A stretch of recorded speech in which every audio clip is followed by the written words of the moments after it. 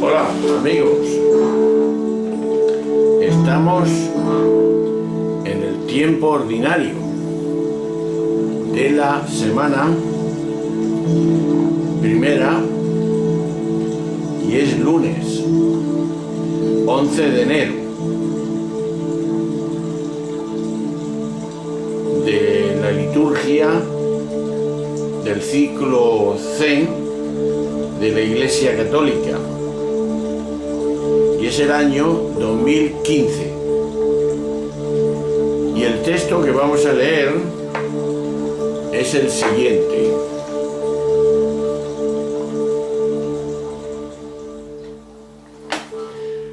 Dice así. Es de Marcos 1, 14, 20. Cuando arrestaron a Juan, Jesús se marchó a Galilea a proclamar el Evangelio de Dios. Decía: se ha cumplido el plazo, está cerca el reino de Dios. Convertíos y creed la buena noticia. Pasando junto al lago de Galilea, vio a Simón y a su hermano Andrés, que eran pescadores y estaban echando el copo en el lago. Jesús les dijo: venid conmigo y os haré pescadores de hombres. Inmediatamente dejaron las redes y los siguieron. Un poco más adelante vio a Santiago, hijo de Zebedeo, y a su hermano Juan, que estaban en la barca repasando las redes. Los llamó, dejaron a su padre Zebedeo en la barca con los jornaleros y se marcharon con él.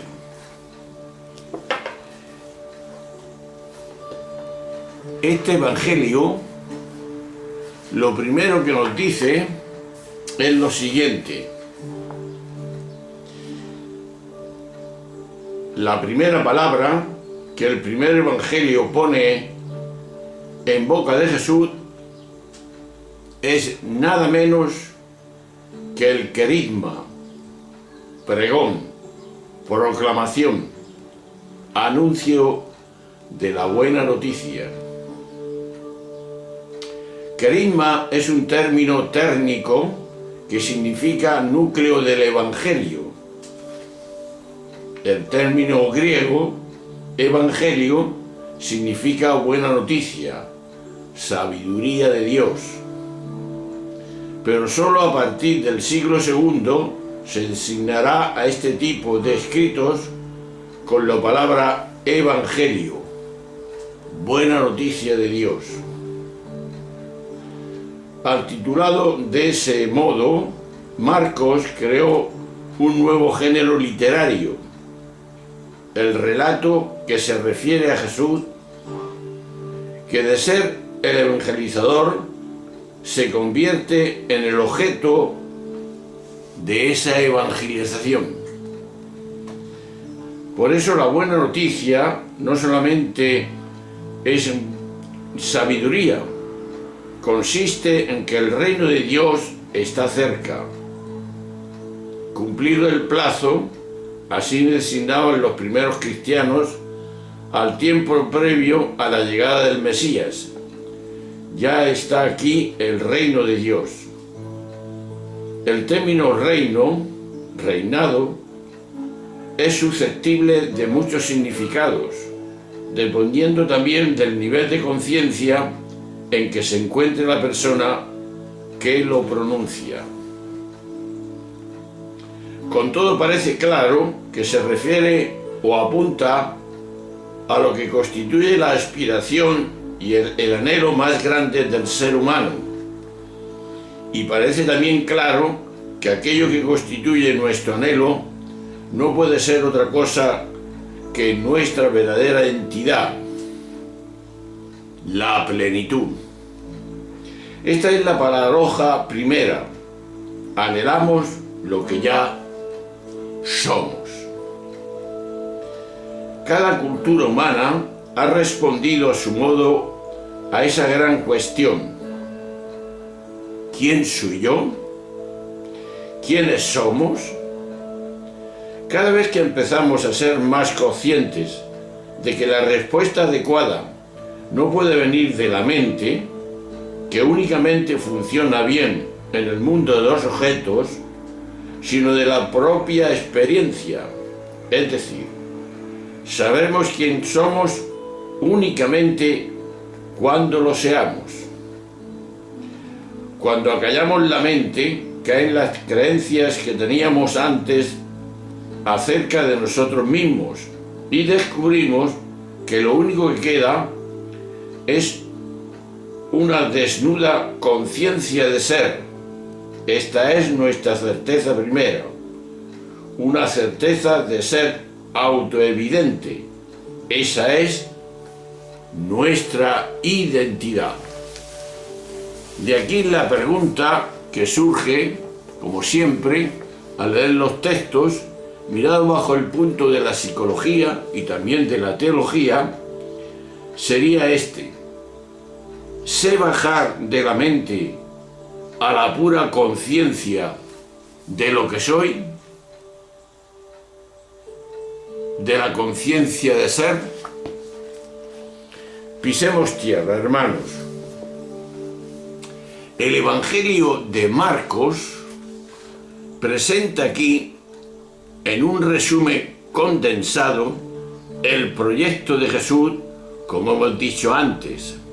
Este proyecto se centra y tiene su fundamento y su originalidad en dos temas capitales: la nueva imagen de Dios y la felicidad para los seres humanos. Pero cuando Jesús anuncia que se acerca el reino de Dios, lo que en realidad empieza a decirle a la gente es que la representación de Dios que la gente tenía en su cabeza se acerca y se hace comprensible, se funde con la vida y con la historia de los seres humanos. Y cuando Jesús les pide que crean de la buena noticia, la sabiduría de Dios, lo que le promete a la gente es que esa nueva representación de Dios les va a traer algo trascendental en la vida del hombre: la felicidad, la alegría y la esperanza. De aquí surge una primera pregunta, o segunda, como lo puedas ver. ¿Qué nos viene a decir todo esto? En definitiva, Marcos resume aquí en qué consiste la originalidad de lo que Jesús aportó a la humanidad. Jesús no fundó una religión nueva, no restauró la religión que había entonces. Lo que Jesús hizo es que desplazó la religión, la sacó del templo, la puso en la vida que cada uno lleva. El que lleva una vida honrada y feliz, que contagia honradez y felicidad, ahí, en eso, está Dios y la religión que nos acerca a Dios. El que lleva una vida corrupta, hipócrita, con buena apariencia, pero contagiando sufrimiento y desentendiéndose del dolor humano de este mundo, ese está más lejos de Dios cuando él mismo se puede imaginar. En definitiva, cuando Jesús se puso a decirles a la gente: convertíos, metanoia, no se refería directamente a que dejaran de pescar o que tenían que creer en Dios. En griego, metanoia significa el cambio de actitud, Marcos se refiere aquí a la actitud que normalmente tenemos respecto a la felicidad. Una buena noticia nos transmite felicidad. Por eso es lo que nos transmite Jesús y lo que nosotros tenemos que transmitir, y es que creemos en Jesús. Aquí está el punto central del cristianismo y no hay otro. Por eso nosotros nos hemos preguntado al principio: ¿sé bajar de la mente a la pura conciencia de ser?